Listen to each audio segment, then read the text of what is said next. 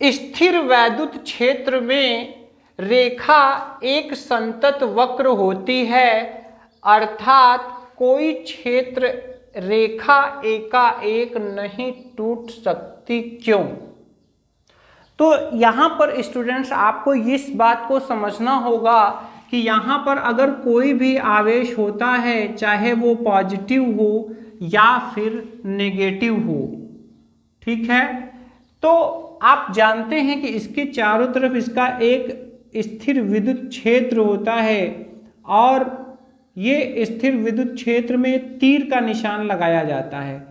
तीर का निशान इसीलिए लगाया जाता है कि ये सतत रूप से लगातार आगे की तरफ बढ़ती रहेंगी, और अगर माइनस होता है तो इसमें आप जानते हैं कि जो विद्युत क्षेत्र होता है वो अंदर की तरफ होता है, ठीक है। अब यहाँ पर समझने वाली बात क्या है, अब यहाँ पे बोला गया है कि संतत वक्र होती हैं, जो कि होता ही है, अर्थात कोई क्षेत्र रेखा एकाएक नहीं टूट सकती। तो चलिए यहाँ पर हम इस रेखा को तोड़ दे रहे हैं, और जब इस रेखा को हमने यहाँ पे तोड़ दिया, इसका मतलब यहाँ कोई वैद्युत क्षेत्र नहीं है, जबकि यहीं पर एक आवेश स्थित है, तो उसके कारण यहाँ पे वैद्युत क्षेत्र जरूर होना चाहिए। तो यहाँ पर देखिए जरूर होना चाहिए। अगर हम यहाँ पे तोड़ दे रहे हैं तो ये इसका मतलब यहाँ पे वैद्युत क्षेत्र है ही नहीं, जो कि असंभव है। ऐसा नहीं हो सकता है कि कहीं आवेश हो और उसके निकट उसका विद्युत क्षेत्र ना हो। तो यहाँ पे विरोधाभास हो रहा है, तो हम यहाँ पर ऐसा नहीं कर सकते, इसको हमें रेगुलर करना ही होगा। तो यही चीज़ हम यहाँ पे उत्तर में लिखेंगे। इसका जो उत्तर होगा वो क्या होगा, हम यहाँ लिखेंगे यदि कोई वैद्युत क्षेत्र रेखा एकाएक टूटेगी तो वहां पर वैद्युत क्षेत्र अनुपस्थित हो जाएगा, जो कि असंभव है। ऐसा नहीं हो सकता है कि कोई भी आवेश हो और उसके आसपास वैद्युत क्षेत्र ना हो। अगर ऐसा हो जाएगा तो जितने भी हमारे वैद्युत क्षेत्र और इससे संबंधित जो भी अवधारणाएं, जो भी नियम बनाए गए, सब गलत साबित हो जाएंगे, ठीक है। अतः स्थिर वैद्युत क्षेत्र रेखा एक संतत वक्र होती है, ये हमारा आंसर होगा, ठीक है। तो इस तरह से हमारा पहला क्वेश्चन कंप्लीट हो गया। अब यहाँ पे दूसरा क्वेश्चन क्या बोला गया है कि स्पष्ट कीजिए कि क्षेत्र रेखाएं कभी भी एक दूसरे का प्रतिच्छेदन नहीं करती हैं।